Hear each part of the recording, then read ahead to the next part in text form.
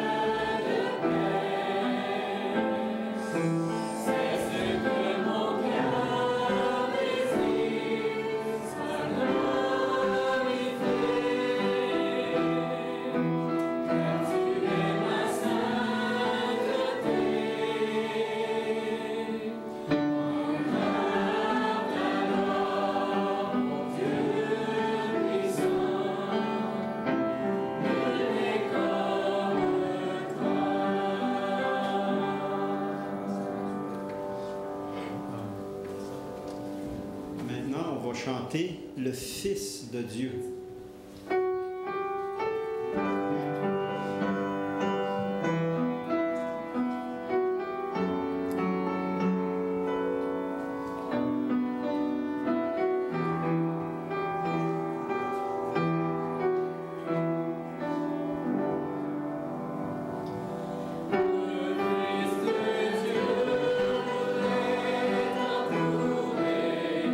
Musique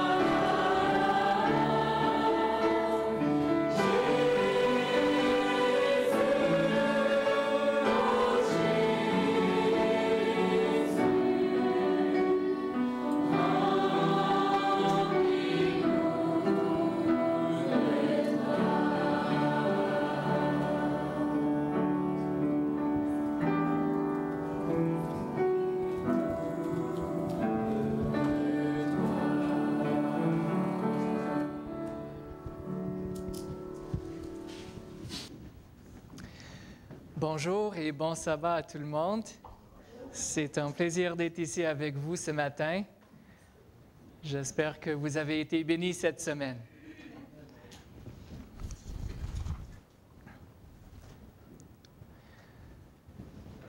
Moi, j'aime beaucoup les histoires bibliques parce que je trouve qu'il y a beaucoup de leçons pratiques pour notre vie aujourd'hui. Puis, je pense qu'on peut aussi s'identifier souvent avec les personnalités d'une telle personne ou d'une autre.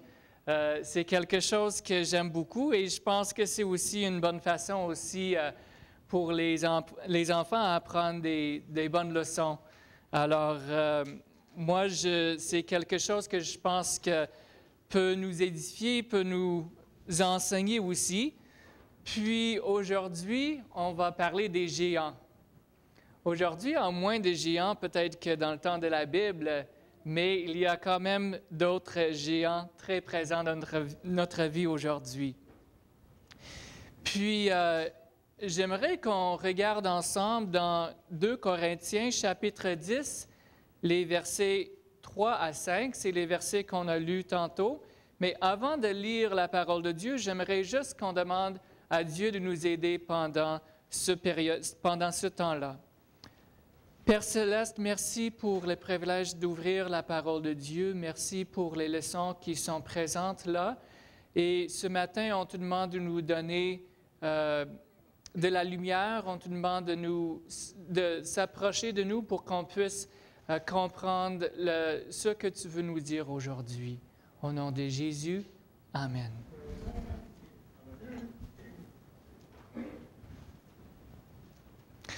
Alors, on voit ici justement que nous sommes dans une guerre. Tout le monde, on est dans une guerre, puis on n'a même pas le choix dans cette guerre-là. On a le choix du côté, mais on n'a pas le choix d'être dans la guerre ou non. Parce que même si on veut ignorer Dieu complètement, même si on veut dire que Dieu n'existe pas, ça n'enlève pas le fait que la guerre est présente et réelle.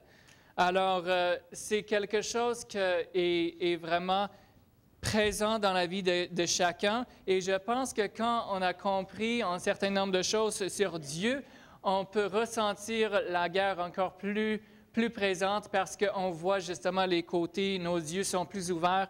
On peut voir justement qu'il y a vraiment une lutte entre le bien et le mal. Et c'est quelque chose qui existe à tous les jours et quelque chose qui se passe vraiment autour de nous et qui existe depuis que le monde a été créé et depuis que Satan a choisi de rejeter Dieu et de faire son propre royaume, on a toujours ces deux côtés-là. Mais la bénédiction aussi de la vie chrétienne, c'est qu'on sait que éventuellement, ce péché-là sera plus là, le mal sera plus là. Alors, ça nous donne la force aussi, ça nous donne du courage. Mais pendant qu'on est ici sur terre, on voit que justement, dans 2 Corinthiens chapitre 10, et si on commence avec le verset 3, ça dit « Si nous marchons dans la chair, nous ne combattons pas selon la chair. » Alors, on voit ici que c'est impossible pour nous de faire face à la guerre selon la chair. Alors, parfois, il y a des mots peut-être un peu compliqués dans la Bible, mais on peut dire dans notre propre force, on ne peut pas combattre justement, on ne peut pas avoir les victoires selon notre propre force.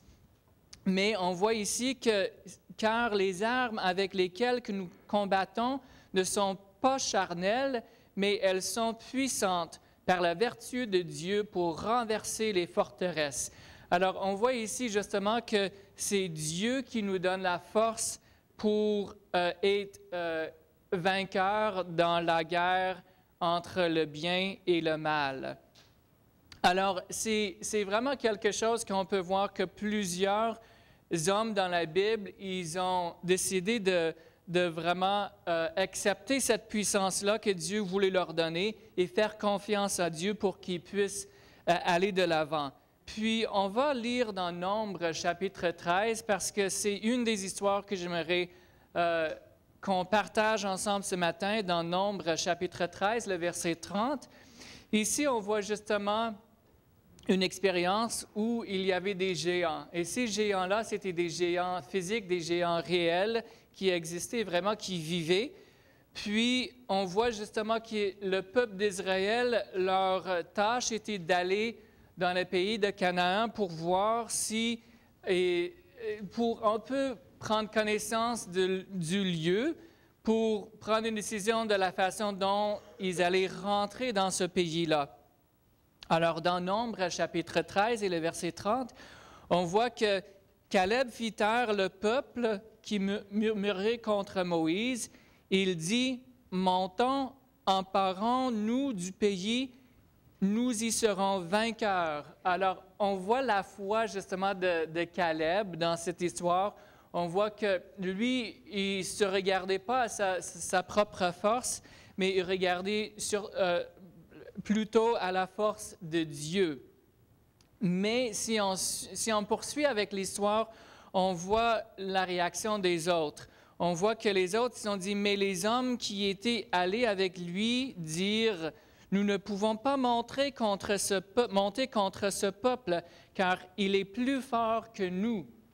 Et ça, la Bible est riche de leçons. C'est vraiment incroyable de voir tout ce qui se trouve dans la Bible, mais on voit vraiment le raisonnement de ces gens-là. Ils se sont dit, non, c'est parce que les gens, ils sont plus forts que nous. Et je pense que c'est souvent notre réaction. Et en fait, c'est la vérité. Souvent, mais toujours le mal est plus fort que nous. Alors, ils avaient raison dans un sens de dire que ces gens-là, ils sont plus forts que nous, puis nous, on n'est pas capables. Et ils décrièrent, je continue au verset 32, devant les enfants d'Israël, le pays qu'ils avaient exploré, ils dirent, le pays que nous avons parcouru pour l'explorer est un pays qui dévore ses habitants. Tous ceux que nous avons vus sont des hommes d'une haute taille. Alors, on voit ici que, en fait, il disait, ils sont beaucoup plus grands que nous, alors on n'est pas capable de rentrer dans ce pays-là.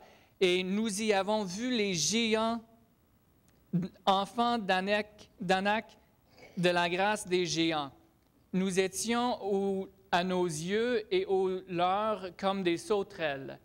Alors, on voit qu'en fait, il y avait une partie de ce qu'il disait était vrai. Parce que c'est vrai qu'il y avait des géants, puis c'est vrai aussi que ils n'auraient pas beaucoup de grandes chances à vraiment convaincre ce pays-là par eux-mêmes.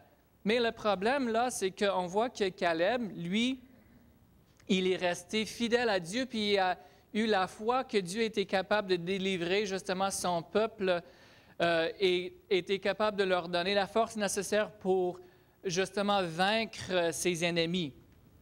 Et je pense que si on connaît l'histoire, on voit que justement à cause du fait que le peuple d'Israël, ils ont décidé de suivre ceux qui n'ont pas été fidèles à Dieu au lieu d'écouter le message que Caleb et Josué voulaient apporter au peuple de Dieu, on voit qu'il y avait des conséquences. Puis, je pense que ça, c'est quelque chose qui nous arrive toujours. Il y a deux côtés de ça, je trouve. Un côté, c'est qu'on peut dire que quand nous, on choisit de ne pas faire confiance à Dieu, souvent, on est obligé de faire des détours. On est parfois obligé d'attendre justement avant de réaliser le plan de Dieu pour nous. Et ça, c'était vraiment le cas pour le peuple d'Israël parce qu'on sait qu'ils ont été obligés d'attendre 40 ans avant de rentrer dans le pays de Canaan. Mais je pense qu'il y a une leçon encore plus profonde que ça, et ça, c'est quelque chose qui me donne une espérance, c'est que Dieu a quand même été fidèle envers le peuple d'Israël et enfin, ils sont rentrés dans ce pays-là.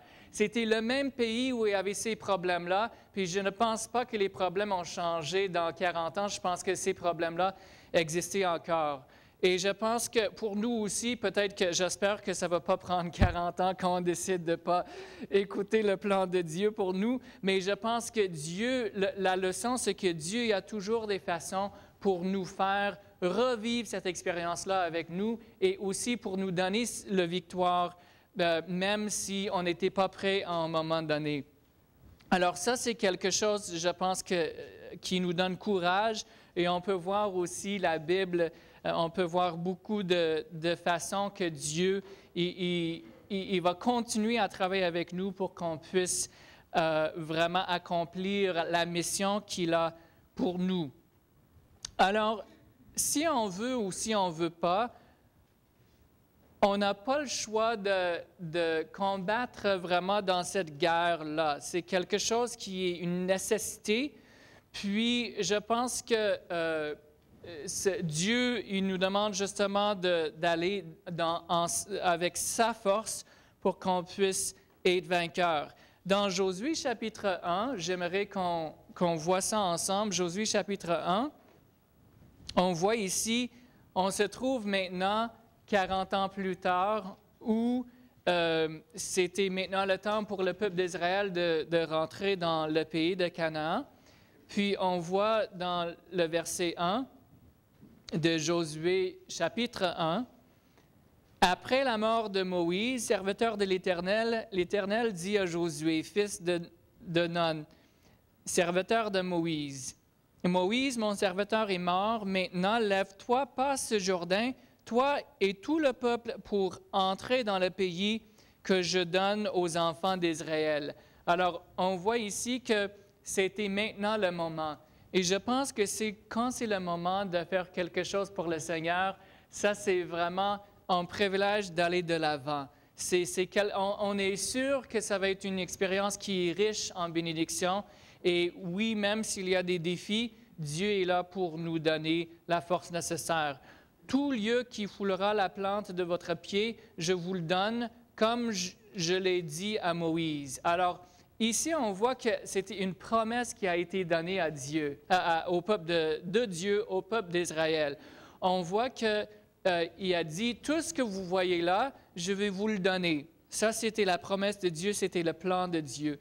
Et ça continue en disant exactement tout ce que Dieu allait leur donner. Mais au verset 6, ça c'est un verset précieux, ça dit au verset 6, « Fortifie-toi et prends courage, car c'est toi qui mettras ce peuple en possession du pays que j'ai juré à leur père et de leur donner. » Alors, on voit ici qu'il dit « Fortifie-toi et prends courage. » Et au verset 7, il répète la même chose. « Fortifie-toi seulement et aie bon courage, en agissant fidèlement selon toute la loi que Moïse, mon serviteur, t'a prescrite.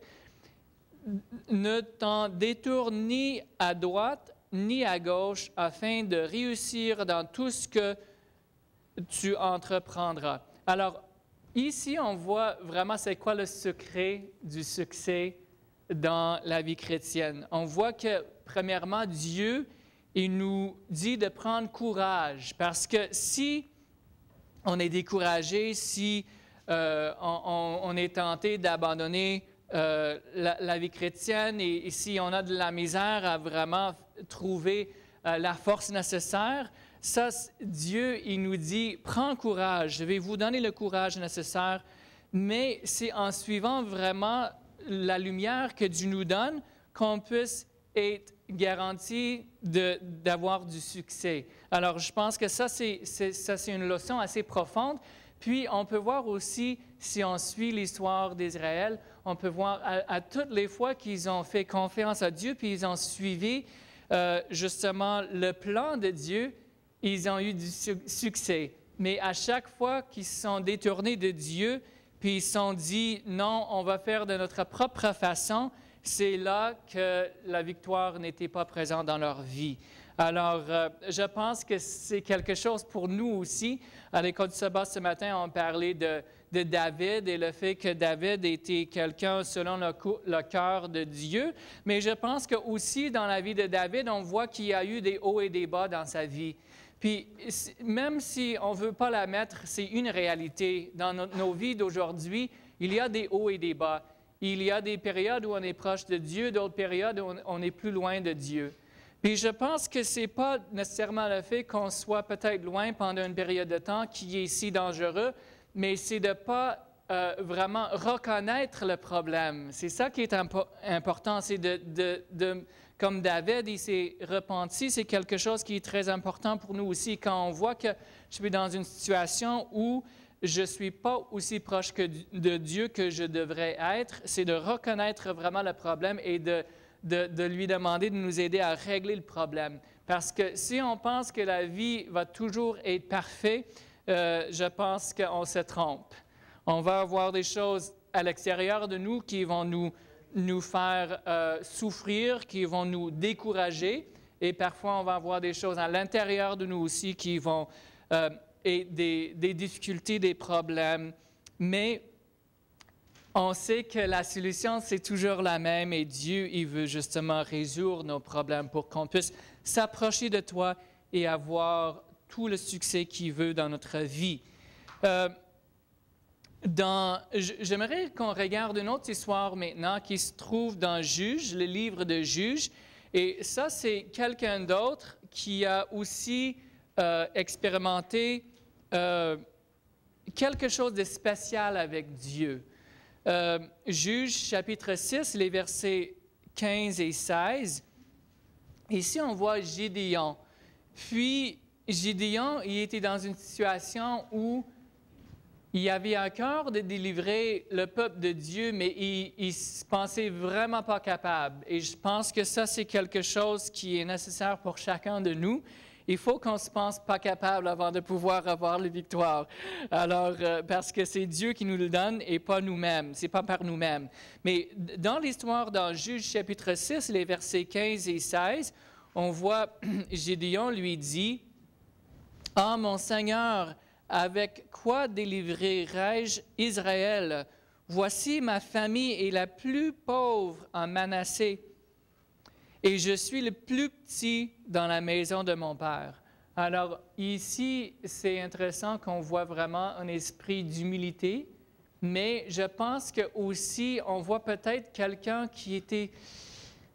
Il voulait bien, mais peut-être qu'il n'avait pas vraiment la foi nécessaire pour aller de l'avant. Puis on voit ce que Dieu lui dit au verset 16. L'Éternel lui dit, « Mais je serai avec toi. » Alors, quand on est dans une situation où on ne pense pas être capable de faire face à notre difficulté, Dieu, c'est ça son message pour nous. Il dit, « Je serai avec toi et tu battras Midian comme un seul homme. » Alors, c'est sûr que c'était une promesse qui était spéciale pour lui, pour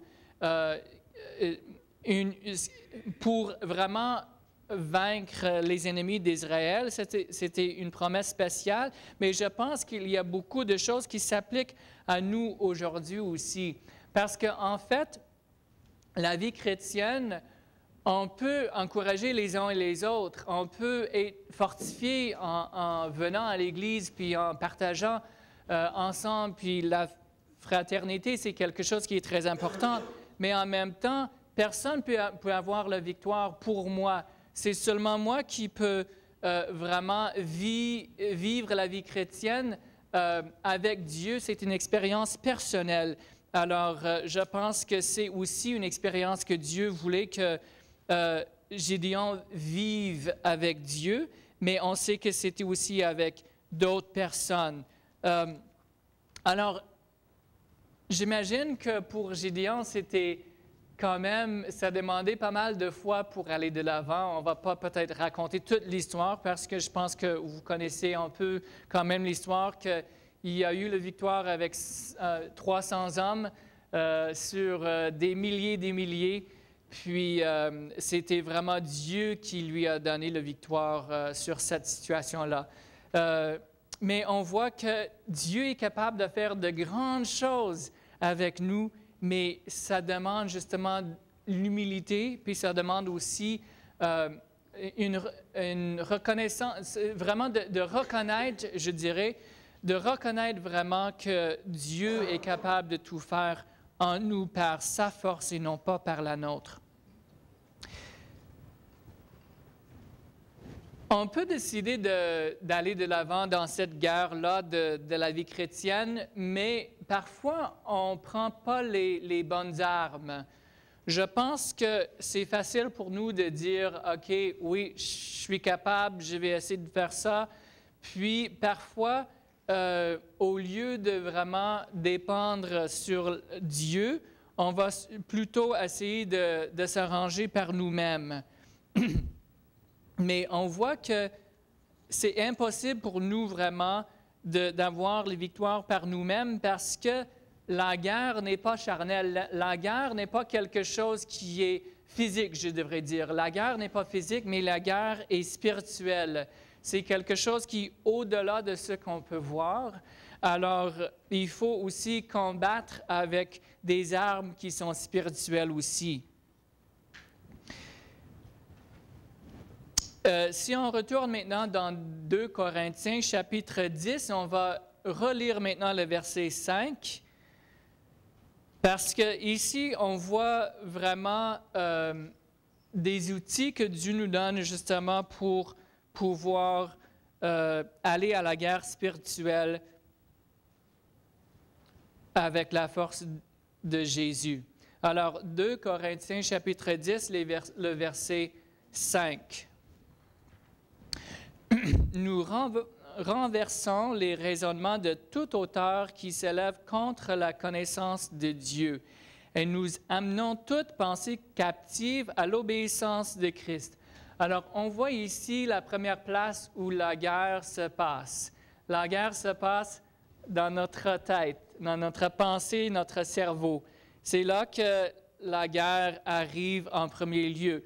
Puis, on voit ici que Dieu, justement, il veut aller à la source du problème parce que si on ne va pas à la source du problème, c'est juste de mettre un plaster sur le bobo puis ça ne va pas faire grand-chose.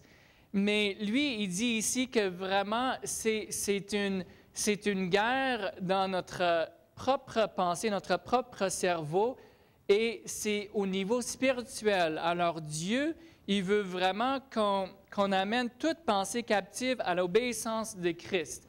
Puis, je pense que souvent, en tant que chrétien, on peut peut-être avoir la tendance de jouer un peu avec le feu. On pense que, OK, oui, ça ne dérange pas, je peux faire telle chose, je peux faire telle chose, ça ne va pas m'affecter.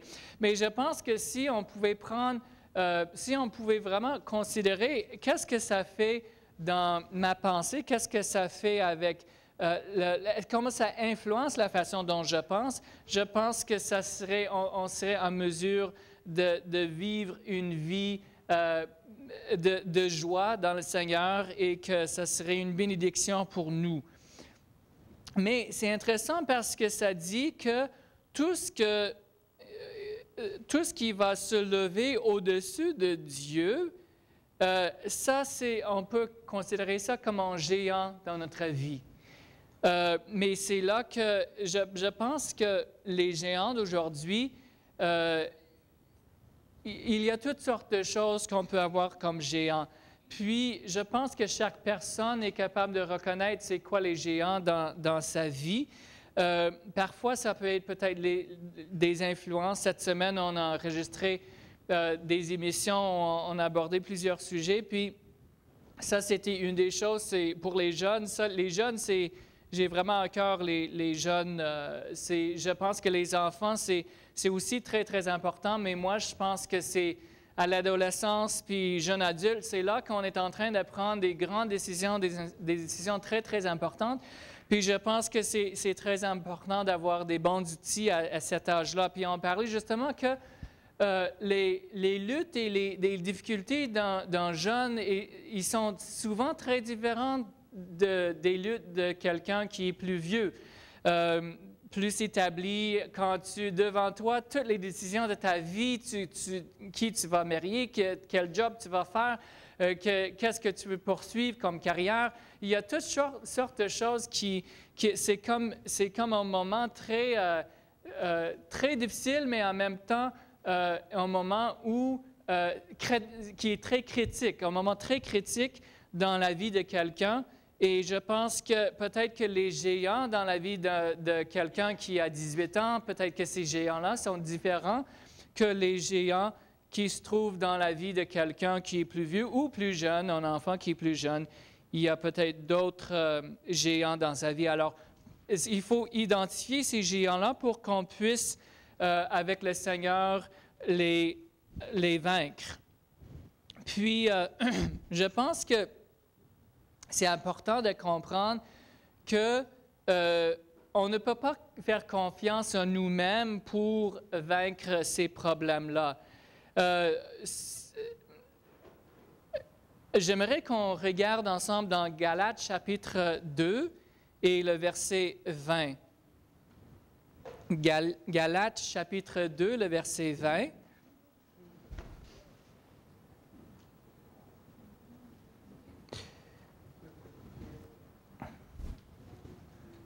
On voit ici même l'exemple de Jésus qui a donné sa vie pour nous. C'est quelque chose qui nous donne aussi une image de qu'est-ce qu'il nous demande à faire aussi pour lui.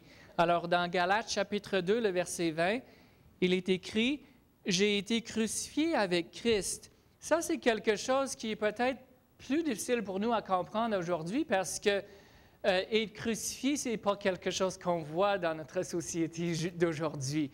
On le voyait dans le temps de Jésus, mais aujourd'hui, on le voit moins souvent. Alors peut-être que c'est plus difficile pour nous de comprendre qu'est-ce que ça veut dire. J'ai été crucifié avec Christ. Et ici, ça explique un peu plus. Et si je vis, ce n'est plus moi qui vis, c'est Christ qui vit en moi. Alors, on peut voir ici qu'en fait, être crucifié avec Jésus, avec Christ, ça veut dire de mourir en Jésus et qu'on a une nouvelle vie.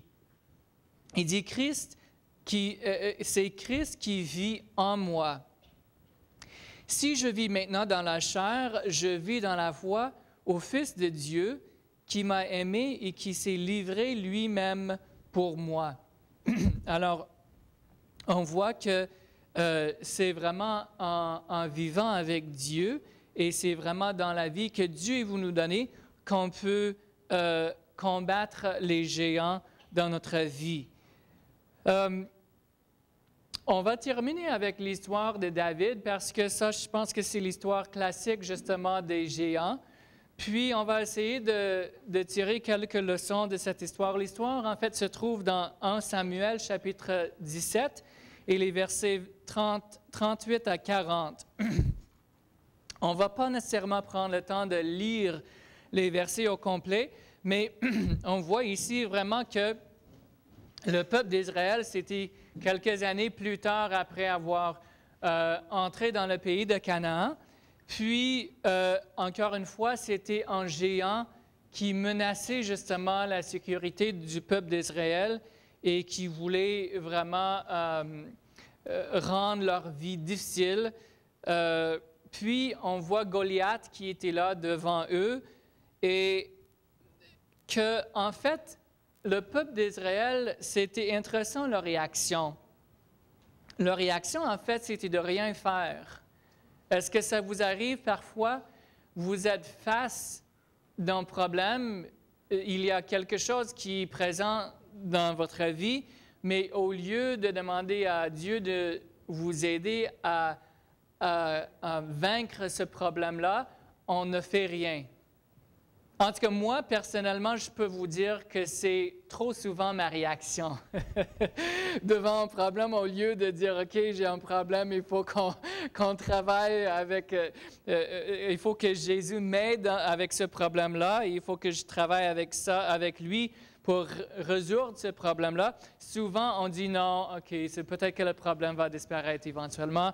Je pense que les hommes, ils sont surtout bons pour ça. Je ne sais pas, les femmes, ils sont plus prêtes à prendre leurs problèmes et dire, OK, on va travailler là-dessus. Mais les hommes, je ne sais pas, on aime moins ça.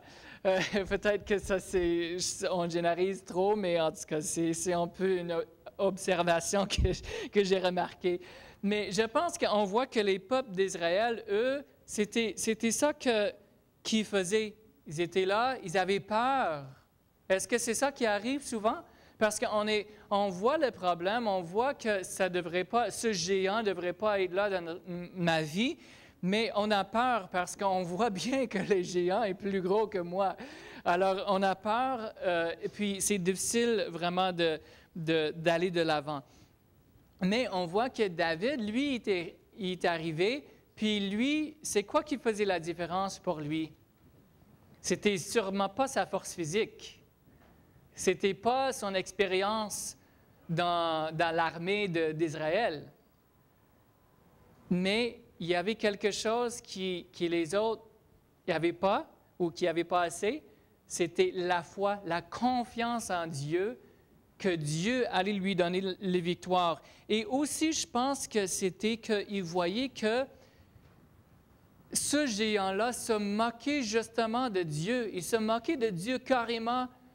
Puis, lui, quand il a vu ça, il ne pouvait pas laisser ça aller parce qu'il était comme révolté contre ce que Goliath faisait parce qu'il voyait justement qu'il remettait en question Dieu et sa force et son peuple.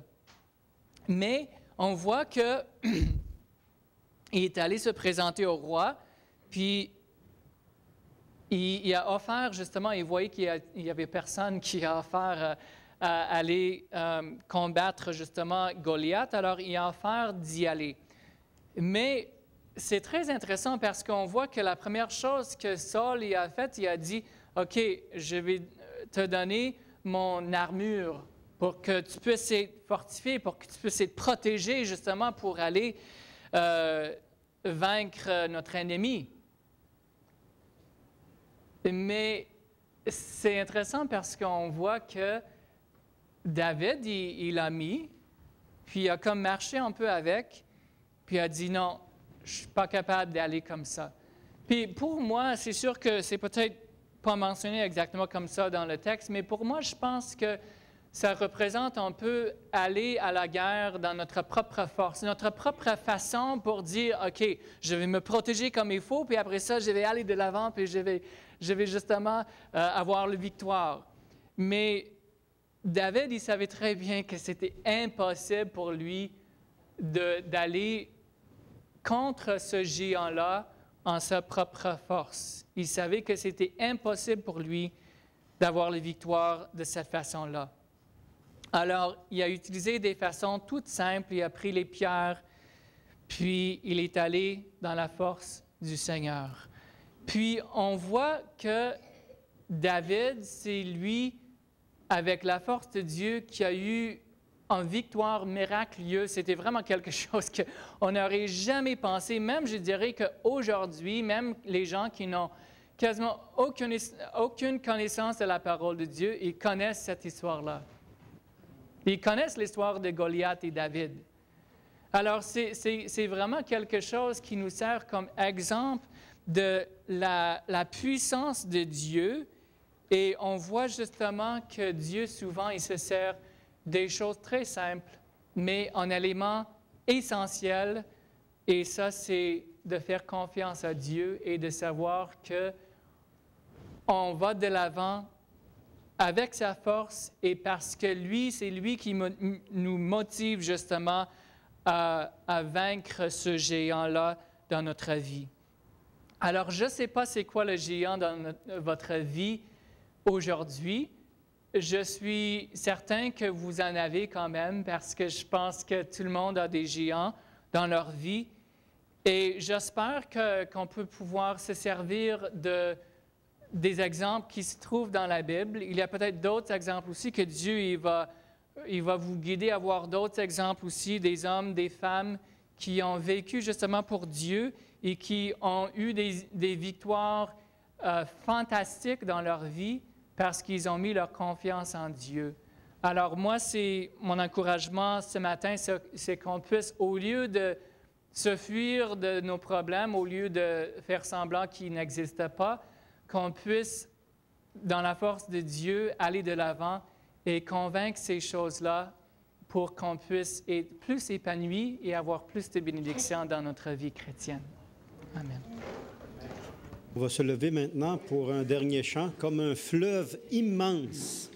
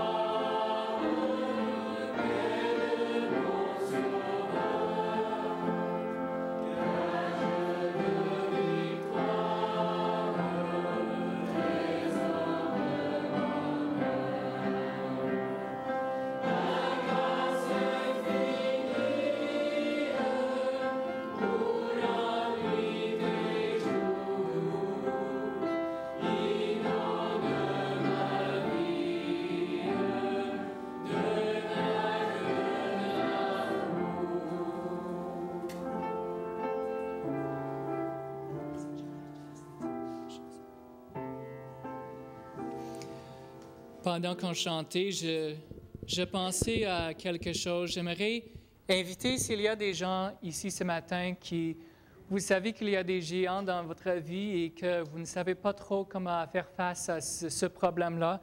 Peut-être que vous êtes un jeune, puis vous avez toute la vie devant vous, puis vous ne savez pas trop dans quelle direction aller. Alors ça, c'est un géant. Il y a peut-être quelque chose que vous avez ce matin et vous aimeriez juste venir en avant. On va prier ensemble, alors je vous donne l'opportunité de venir. Puis on peut peut-être rechanter le dernier strophe de notre cantique pour vous donner le temps si vous voulez venir en avant, puis on va prier pour vous spécialement. Bien de gloire, paix de mon Sauveur.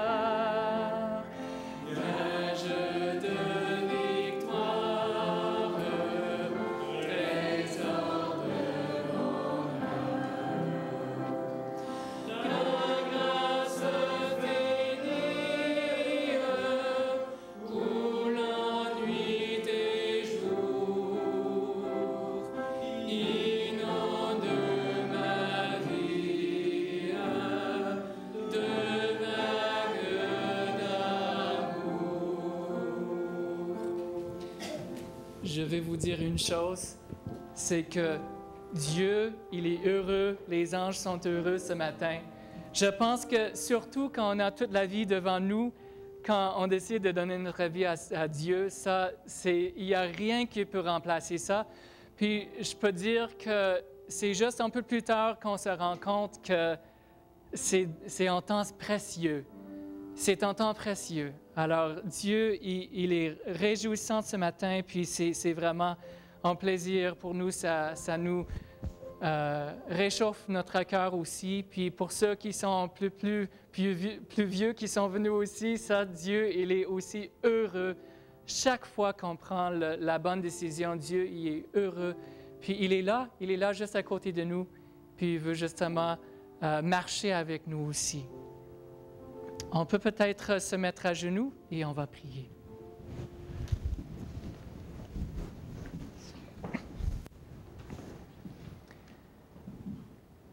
Père Céleste, merci pour les histoires qui nous donnent courage.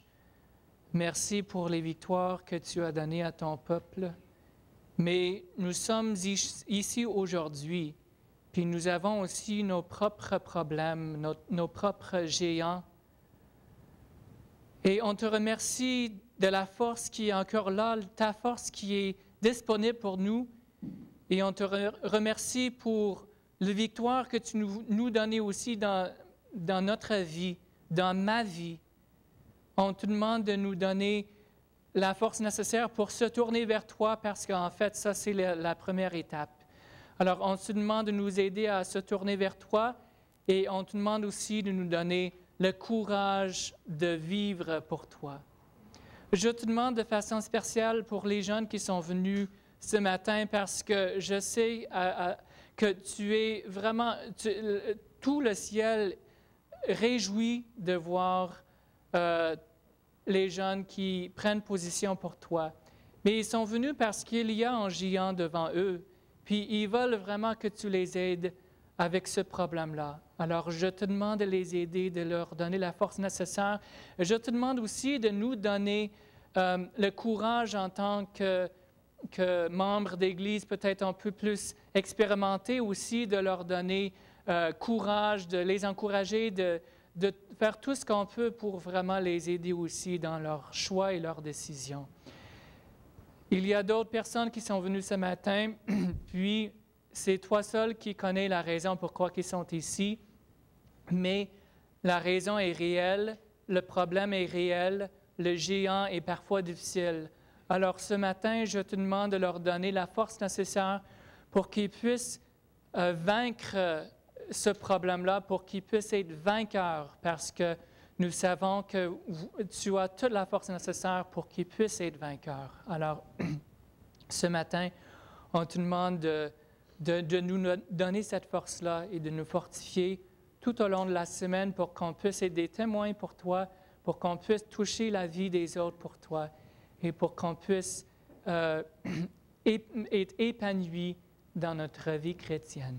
Au nom de Jésus. Amen. Amen.